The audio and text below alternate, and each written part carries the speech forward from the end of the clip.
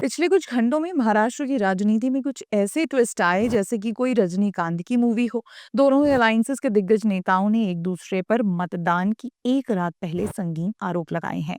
किसी पर voters for cash के तो किसी पर बिटकॉइंस के बदले कैश को चुनावों में इस्तेमाल करने के। इन सब में जो मीडिया ट्रायल हुआ उसमें एक नेता को दोषी तो दूसरे को कहीं क्लीन चिट दी गई।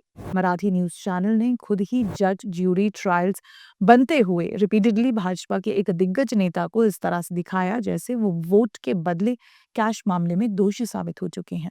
वहीं दूसरी ओर महाराष्ट्र के जामखेड़ में एक ऐसा खेल चल रहा था जिसे मेन स्ट्रीम मीडिया ने पूरी तरह से इग्नोर किया। शरद पवार के पोते रोहित पवार पर कल 19 नवंबर को आरोप लगे कि उनके बारामती एग्रो कंपनी के अधिकारी वोट के लिए कैश बांट रहे हैं।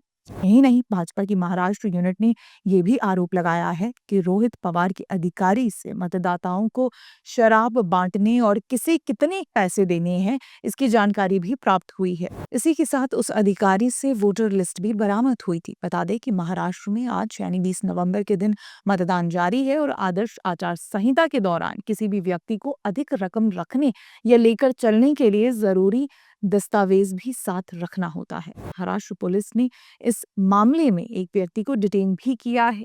इसी के साथ योगेंद्र पवार के पिता श्रीनिवास पवार के ऑटोमोबाइल शोरूम सरयू मोटर्स पर भी इलेक्शन कमीशन के फ्लाइंग स्क्वाड ने 19 नवंबर को छापा मारा था। उस पर भी कैश फॉर वोट का आरोप लगा था। हालांकि ये आरोप किसी भी नेता पर सिद्ध नहीं हुए हैं, भले ही वो सुप्रिया सुले हों, रोहित पवार हों, योगेंद्र पवार हों या फिर विनोद तावड़े ही क्यों ना हो। सवाल मीडिया पोर्ट्रेल का है कि कैसे पवार पर लगे आरोपों को दरकिनार कर दिया गया। क्या इनोसेंट टिल प्रूवन गिल्टी केवल पवार्स पर ही अप्लाई होता है?